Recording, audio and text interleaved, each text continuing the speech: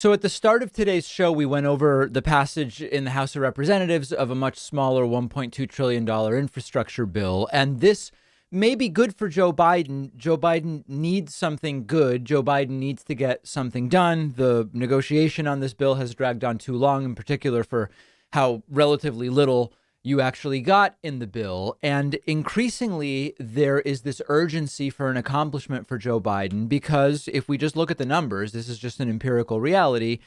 Joe Biden's approval rating has hit another presidency low, the lowest point of Joe Biden's entire presidency. Now, I tend not to look at any one poll.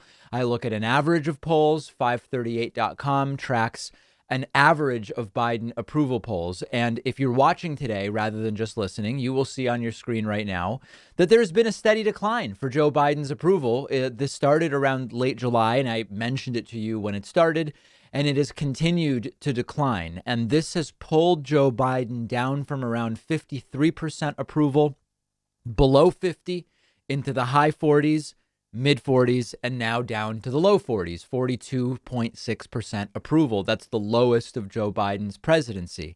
Now, anecdotally, if you want to pick one poll, there are some polls that have Joe Biden in the 30s, and you could say disaster, even bigger disaster. There are some polls that still have Joe Biden near 50. On average, he is now in the low 40s. Now, there is not one explanation for this, and you need to understand a little bit of history in general to even start to interpret these results. And there's this kind of systemic historical reality of presidential approval, which is that it typically starts sort of high.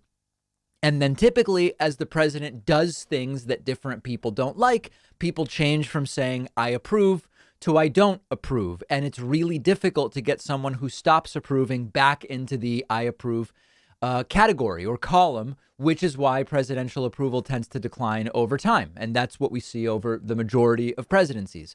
Now, for Joe Biden, the trajectory has basically been approval started declining when the Delta wave of COVID started to look really, really bad. That's middle to late July. And we saw the approval start to decline. As I said at the time, ultimately, the buck stops with Joe Biden. The truth is, the Delta wave was more out of control in the United States than it had to be because of red state governors, anti-maskers, and anti-vaxxers. Really, they were to blame for the exacerbation of the Delta wave, not Joe Biden. But Joe Biden's the president, and the buck stops with him. And it's logical that if things are looking out of control, his approval would decline. Now, before Biden could recover from that initial decline, he was then hit with another problem, which was the withdrawal from Afghanistan. The withdrawal was correct, the right move. I supported it completely. It was time to go. It would have been just as chaotic if Donald Trump had done it, if not more. But it was Biden who did it. And the buck stops with him, and the media narrative, particularly from the right, but also from some centrist corporate media, of chaos really hurt Joe Biden further.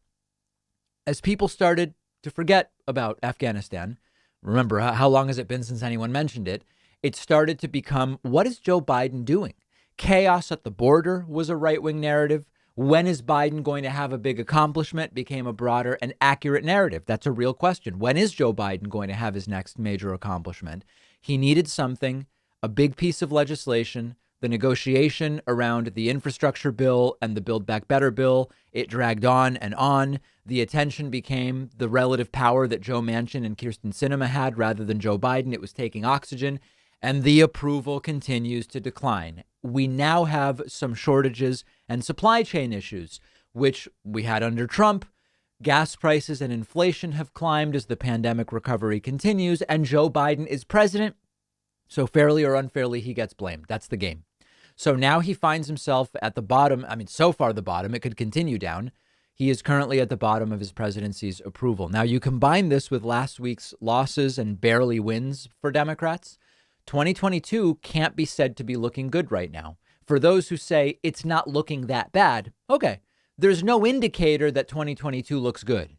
First, the first midterm for a party that wins the White House is typically not good. In addition, Biden is at his approval low of his presidency.